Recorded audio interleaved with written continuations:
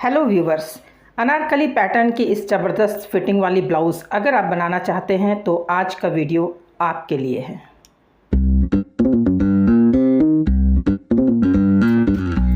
तो फटाफट back side की ड्राइंग कर लेते हैं। शोल्डर 7 -2 यानी डीप नेक में हम 2 इंच कम कर दिए। आर्म होल ये भी मैंने 5 लिया है। आर्म होल 5, लंबाई 14 + 1 यानी 15, चेस्ट 36 का चौथाई हिस्सा यानी 9, कमर 31 का चौथाई हिस्सा यानी 7.25 और 1.25 इंच का मैंने टक्स लगाया तो 9। अब सारी लाइंस को मैं ऐड कर दूंगी, जोड़ दूंगी और ये हो गया शेप आर्म होल का। 2.5 इंच गले के लिए, 10 इंच डीप, तैयार बचेगा 9.5। 3 इंच ब्रॉड, गले की जो भी शेप देना चाहें। टक्स पॉइंट लगा लेते हैं। टक्स पॉइंट 11 इंच तक में, और यहाँ पर मैंने टक्स लगाया है 1.25 इंच का। आधा इंच यहाँ स्लोप डालेंगे और 1.5 इंच का सिलाई मार्जिन। इसका आर्म होल है 16, तो एक बार मेज़र करके देख लेते हैं। एडजस्टमेंट की ज़रूरत होगी तो वो भी कर लेंगे। तो सिलाई का मार्जिन छोड़ते हुए ये 8 बिल्कुल सही है। अब चलिए इसकी कटिंग कर लेते हैं। बैक साइड की तो कटिंग हो गई, अब करेंगे फ्रंट की कटिंग। हुक पट्टी की मार्जिन ले लेते हैं 1/4 इंच, और इसके बाद इस पर ड्राफ्ट को, बैक साइड वाले ड्राफ्ट को रख करके उसको हूबहू छाप लेंगे कुछ इस तरह से। दोस्तों, इसको छापने के बाद इसमें जो भी मॉडिफिकेशंस करने हैं उसमें मैं करूँगी। अब वीडियो में अंत तक बने रहें। चलिए इन सारी लाइंस को पहले जोड़ लेते हैं। दोस्तों, अगर आप मेरे चैनल पर पहली बार हैं तो इसे सब्सक्राइब करें। 1/2 इंच अंदर की तरफ शेप देने के लिए, और बाजू की तरफ से कम 1 इंच गहराई में होना चाहिए। ये फ्रेंच कर्व जब सेट करेंगे इस तरह से इसकी शेप डाल देंगे। और ये है बस्ट की लाइन, जो फुल बस्ट का चौथाई हिस्सा +1 इंच, यहाँ 9.5 यानी 38 का चौथाई हिस्सा बस्ट लाइन की जो मेज़रमेंट है। तो बस्ट लाइन की मेज़रमेंट हमने ले ली। 3.8 बस्ट पॉइंट यानी बस्ट की जो दूरी होगी, इतना ही हमें इस ओर भी लेना है यानी 3.8। और उसके बाद बेल्ट की जो लाइन है वो बस्ट लाइन से 2.5 इंच पर पड़ेगा। तो इन सब लाइंस को मैं जोड़ देती हूँ। तो ये बेल्ट वाली लाइन हो गई, ये बेल्ट लाइन, और ये है बस्ट लाइन। यही हमें शेप देना है अनारकली का। 7.5 डीप होगा नेक। वैसे मैं 8.5 करूँगी इसको, अभी मैंने 7.5 लिया है। जो मैं डिज़ाइन बनाने जा रही हूँ उसमें 1 इंच बढ़ेगा, मैं आपको दिखा दूँगी। फ़िलहाल 7.5 डीपनेस। यहाँ बस पॉइंट से एक लाइन खींच देंगे। अब देख लेंगे कि कमर से कितना ज़्यादा है। तो यहाँ करीब 2.25 इंच ज़्यादा है, तो 2.25 इंच को मैं यहाँ पर डार्ट में गुम करूँगी। दोस्तों, कमर और बस्ट में जितना भी फ़र्क था वो मैंने डार्ट लगा दिया। इस डार्ट को आगे तक खींच लेते हैं। ये जो पार्ट आप देख रहे हो उसे हटा देना है। अब कमर नाप लेते हैं। ये 7.25 आना चाहिए, थोड़ा सा 2 पॉइंट। तो चलिए यहीं पर मैं 2 पॉइंट कम कर लेती हूँ, 1 पॉइंट इधर से, 1 पॉइंट इधर से। इस तरह से कमर की भी सही नाप आ गई। तो ये जो पोर्शन जो मैं शेड कर रही हूँ ये हमें हटाना है।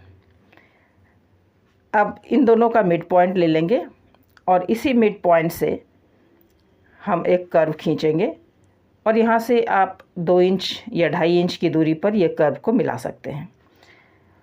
तो ये जो थोड़ी सी दूरी है इतना ही इधर भी रखेंगे, और वो जो हमने पॉइंट लगाया हुआ था उसमें कुछ यूं मिलाएंगे। देखिए यहाँ कितना है, करीब 1 इंच है। तो उस 1 इंच में पॉइंट लगाते हुए इसे एक गोलाई शेप देंगे। और इसे मिलाएंगे गले की तरफ। मिलाते समय देखेंगे कि आर्म होल की तरफ से, आर्म की जो हमने शेप दे रखी है वहाँ से कम 2.25 से 2.5 इंच का डिस्टेंस बचना चाहिए। और उसी तरह से नेक साइड से भी कम 5.5 से 6 इंच का डिस्टेंस बचना चाहिए। इस बात का कैलकुलेशन करते हुए फ्रेंच कर्व की मदद से हम इसकी शेप देंगे। ये अनारकली पैटर्न की यूँ शेप लगा लेंगे। इसके बाद 36 का 12वां हिस्सा यानी 3, ये जो पफ बनेगा वो 3 इंच का। अगर हम चेस्ट के नाप से करते हैं तो 12 से डिवाइड करेंगे, अगर बस्ट के नाप से करते हैं तो हम 13 से डिवाइड करेंगे। तो ये देखिए, ये 3 इंच हमने नापा और 3 इंच नाप करके उसका जो उभार बनेगा इसी हिसाब से बनेगा। गले की मैं शेप दे देती हूँ। ये कुछ मटका स्टाइल है। यहाँ पे आके 1 इंच डीप हो रहा है, आप देख रहे हो, तो 7.5 से 8.5 इंच का गला हो गया। अब यहाँ पर हमें एक डार्ट लगानी है। तो दोस्तों, हमने चेस्ट ज़्यादा नहीं रखा है, चेस्ट 9 ही है, तो वहाँ कुछ नहीं करना है। 1/4 इंच का एक डार्ट लगेगा कुछ इस तरह से। इस डार्ट को मैं क्लोज़ कर दूँगी। ये 1/4 इंच का एक डार्ट है, इससे फिटिंग बहुत ही अच्छी आती है, तो ये डार्ट लगा लेनी है। 1.5 इंच का सिलाई मार्जिन, जैसा कि हमने बैक साइड में भी लिया था। और इसके बाद हम इसकी कटिंग कर लेते हैं। और दोस्तों, ये जो अनारकली पैटर्न में वो जो चोली हमने बनाई है उसमें थोड़ा बहुत मॉडिफिकेशन अभी होगा, क्योंकि पफ का हमने जो कैलकुलेशन किया था 36 का 12वां हिस्सा यानी 3 इंच, यहाँ पर 2.25 इंच का हमने डार्ट लगाया हुआ है। तो क्या चेंजेस आएगा वो मैं आपको दिखाऊंगी। पहले इसकी कटिंग कर लेते हैं, उसके बाद दोबारा से इस चोली की कटिंग होगी एक फ्रेश पेपर पर, तो मैं आपको दिखाती हूँ। साइड का बैक साइड से मिला करके देख लेते हैं कितना है, और ये मार्क करके बेल्ट को उसी हिसाब से, इसी मेज़रमेंट से निकाल लेंगे। दोस्तों, जैसा कि आप जानते हैं कि फ्रंट साइड कम से कम लंबाई में 1 इंच ज़्यादा होता है, तो जो पफ क्रिएशन होगा वहीं पर 1 इंच यहाँ पर ऐड हो रहा है। कैसे हो रहा है वो मैं आपको बताऊँगी। यहाँ पर तो मैंने ये कटिंग कर ली, ये पक्का 14+1 यानी 15 की लंबाई में है, लेकिन 1 इंच कैसे ऐड होगा मैं आपको इस ड्राफ्टिंग में बताऊंगी। चलिए, ये बेल्ट तैयार है, ये कुछ राउंड बेल्ट जैसा। और यहाँ पे थोड़ी सी कटिंग ठीक नहीं थी, उसको मैंने ठीक कर लिया। अब ये जो साइड की जो आर्म होल की तरफ जो हमने डार्ट लगाई है इसको क्लोज़ कर देते हैं। इसको कट करेंगे और ओवरलैप करके पेस्ट करके इस डार्ट को हमने क्लोज़ कर लिया। बाजू की तरफ डार्ट हमने फोल्ड नहीं किया है, जैसा कि आपने देखा। ये चोली की तरफ ही 1/4 इंच कम हो रहा है। यहाँ पर देखिए, फिर से इस तरह से 1/4 इंच हमने डार्ट लगा दिया। इससे फिटिंग बहुत ही बढ़िया आएगी। अब देखिए, दोनों सेट हो जाएगा। आप देखिए किस तरह से ये सेट हो जाएगा। दोस्तों, ये पैटर्न बहुत बढ़िया फिटिंग देती है, आप इसे ट्राई ज़रूर कीजिएगा। और अब ये जो सेंट्रल पार्ट है इसमें जो मॉडिफिकेशन करना है उसके लिए एक पेपर लेंगे, उसमें करीब 1.5 इंच पर एक लाइन खींचेंगे और इसे सेट करेंगे। आप देख सकते हो 2 रेड लाइन मैंने खींच रखा है, वो 3 इंच का डार्ट बनाने के लिए। तो अब तीनों तरफ से ये 3 इंच है।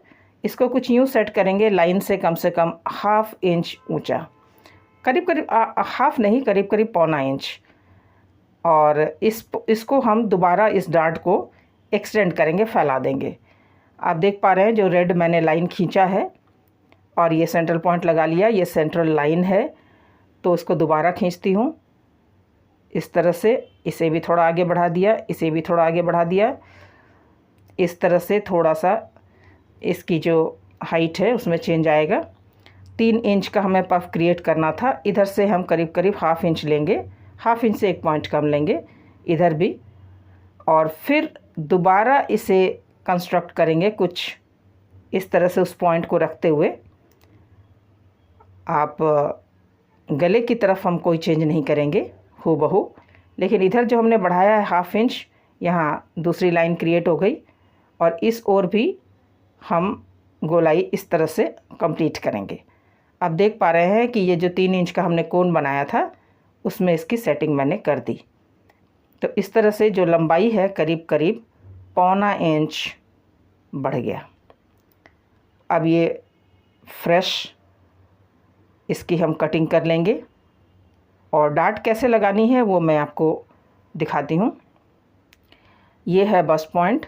डार्ट कभी भी स्ट्रेट लाइन से नहीं करना चाहिए, हल्का कर्व आना चाहिए, नहीं तो बॉडी में एक पॉइंट क्रिएट हो जाता है। हल्का कर्व करके हम डार्ट को लगाएंगे। तो आप चाहे तो हाथ से भी कर सकते हैं। अब मैं कटिंग करके आपको दिखाती हूँ कि पफ कैसे क्रिएट होगा और कितना सुंदर क्रिएट होगा। दोस्तों इसे आप ट्राई ज़रूर कीजिएगा, आपको बहुत ही अच्छा लगेगा। ये बहुत ही अच्छी फिटिंग देगी। ये जो पैटर्न है, अब इसे मैं क्लोज़ करके दिखाती हूँ।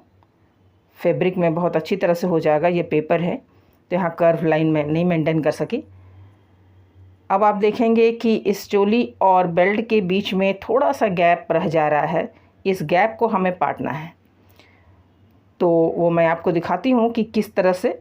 इसके लिए मैं अलग से फ्रेश कुछ नहीं काटूँगी, बस मैं आपको बोर्ड में ही दिखा देती हूँ कि किस तरह से 1/2 इंच का जो डिस्टेंस है उसको हमें कवर करना है। ये देखिए, इस तरह से जब हम कर्व करेंगे तो 1/2 इंच थोड़ा सा ऊंचा कर लेंगे। कुल मिलाकर के 1 इंच हमारी लंबाई बढ़ गई फ्रंट की। लीजिए, मैंने लाइनिंग कट कर ली है और लाइनिंग को रखते हुए मेन फैब्रिक भी कट कर लिया है। मेन फैब्रिक थोड़ा बड़ा कट किया है। इसे अटैच करने के बाद जो भी एक्स्ट्रा फैब्रिक है वो सब हम कट करके हटा लेंगे। तो चलिए चलते हैं। यहाँ मैंने सबको समेट लिया है। अब इसे अटैच कर लिया। बैक साइड का गला मैंने कर लिया है तैयार, अटैच कर लिया है। जो लाइनिंग है उसको मेन फैब्रिक के साथ यहाँ भी अटैच कर लिया है। चारों तरफ सिलाई चला करके एक्स्ट्रा फैब्रिक कट कर दूंगी, जैसे इसमें मैंने कट कर लिया है। और बाकी सभी पार्ट में इस तरह से एक्स्ट्रा फैब्रिक में कट कर लूँगी।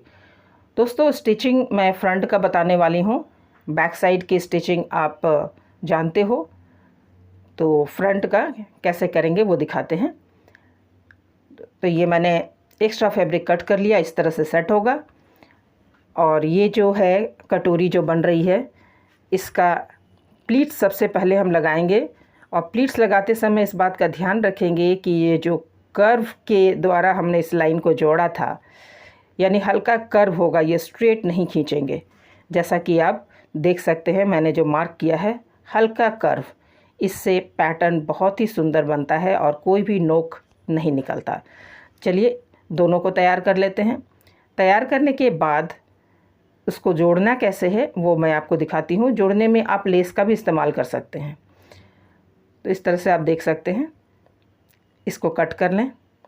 कट करने के बाद इसे हमें ऐड करना है। तो गले की तरफ से हम ऐड करना शुरू करेंगे। दोस्तों यहाँ मैंने 2 पॉइंट की मार्जिन रखी हुई थी, सिलाई मार्जिन, जब मैंने लाइनिंग कट किया था। और चारों तरफ से 2 ही पॉइंट का मैंने मार्जिन लिया था। और जितना आप मार्जिन लेंगे उतना ही दबाना है। और यहाँ पर दोनों में से किसी को भी खींचना नहीं है, बस हल्के हाथों से दोनों को मिलाते हुए सर्कुलर जो इसका शेप है उसमें इसे अच्छी तरह से सेट करके डबल स्टिच चला लेंगे। आप देख सकते हैं ये कितना सुंदर से सेट हो गया है। इधर हल्का सा निकल गया है तो इसे मैं छांट लूँगी। इसी तरह से ये दोनों पल्ला तैयार हो गया। अब अगला स्टेप ये है कि हमें गला तैयार करना है। बैक साइड तो गला तैयार हो चुका है, तो यहाँ कैसे करेंगे। पट्टी लगाएंगे यहाँ से लेकर के पूरा, मैं आपको दिखाती हूँ।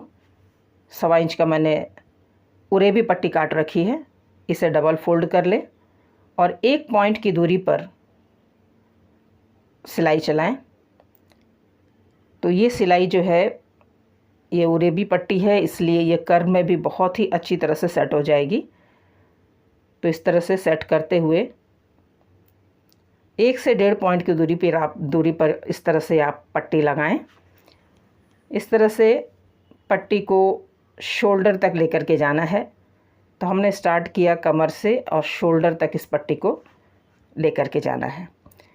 इसके बाद जो कर्व एरिया है वहाँ छोटे छोटे कट्स लगा लेंगे, अच्छी फिटिंग के लिए, अच्छी सेटिंग के लिए। दोनों में मैंने ऐसा कर लिया है।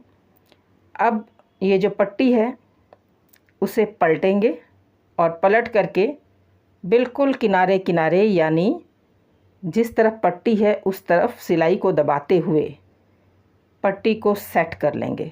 दोस्तों ये ज़रूरी है ताकि पट्टी को पलटना आसान हो जाए। जब भी हम पट्टी लगाते हैं इसी तरह से पलट करके किनारे किनारे सिलाई चलाते हैं, इसको हम लोग कहते हैं चाप सिलाई। और इस तरह से ये पट्टी बिल्कुल फिक्स हो जाती है और सिलाई भी डबल हो जाता है। तो दोनों पल्ला में ऐसा करेंगे। उसके बाद इसे हम यूँ फोल्ड करेंगे, लेकिन फ़ोल्ड करने से पहले हमें इसे जोड़ना है बैक साइड से। तो पिछला पल्ला जो है, पीछे का जो पल्ला है उसे हम रखेंगे इस तरह से। आपको दिखाती हूँ कि पट्टी अभी मैंने क्लोज़ नहीं किया है, मैं जूम में दिखाती हूँ।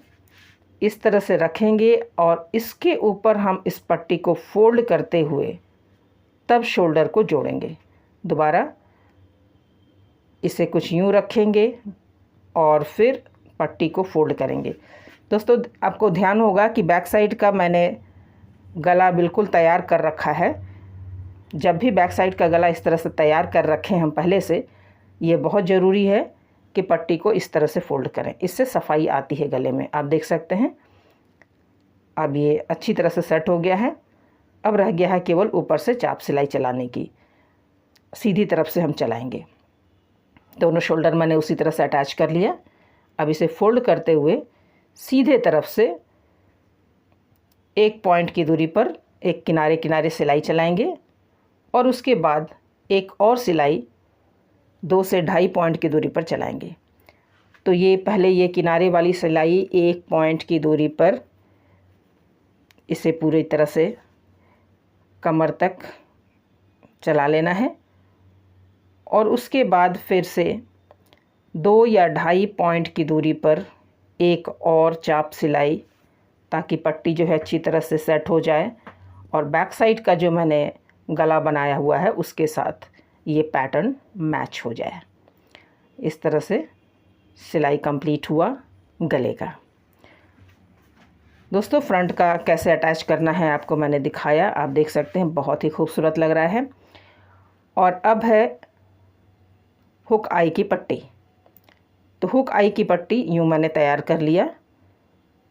इसमें अस्तर और मेन फैब्रिक दोनों को लगा के और इसको बस रखना है और ऊपर से सिलाई चला देनी है। जो सिलाई मैंने ऊपर ऊपर चलाई थी उसी सिलाई के ऊपर ओवरलैप करते हुए सिलाई चला देंगे। इससे क्या है कि ये जो हुक आई की पट्टी है वो बिल्कुल सेट हो गई। अब दोस्तों अब बारी है स्लीव्स को जोड़ने की। तो स्लीव्स जोड़ने से पहले हम देख लेते हैं शोल्डर जो हमने जोड़ा था थोड़ा बहुत कम ज़्यादा है, इसे कट करके बराबर कर लेंगे। दोनों शोल्डर इस तरह से अच्छी तरह से उसको बराबर कर देंगे। जो भी एक्स्ट्रा फैब्रिक हो उसे कट कर लें। दोनों तरफ के शोल्डर में थोड़ा सा अनइवन था, बराबर नहीं था, तो इसे मैंने कट कर लिया। और एक बार मेज़र करके देख लेंगे कि हमने शोल्डर कितना करना है। और अब स्लीव्स लगाने की बारी। स्लीव्स लगाते समय पहले तो हम देख लेंगे कि आर्म होल और स्लीव्स दोनों बराबर हैं कि नहीं। और मैंने कट करते समय बराबर कट किया था तो बराबर ही होगा। उसके बाद इसे डबल सिलाई से अटैच कर देना है। बस इसी तरह से दोनों स्लीव्स जोड़ देना है। और उसके बाद कमर की पट्टी लगा करके, फ्रंट की कमर की पट्टी नहीं लगाई थी मैंने, तो उसे कमर की पट्टी लगाऊंगी और लगाने के बाद जो फिटिंग वाली सिलाई है वो चला दूंगी। बस इतना सा ही आगे का काम है। उसके बाद ही मैं आपको दिखाती हूँ कि किस तरह से इसका फाइनल लुक आएगा। तो इसे देखिए, अगर आपको पसंद आता है तो इसे शेयर ज़रूर करें और वीडियो देखने के लिए धन्यवाद।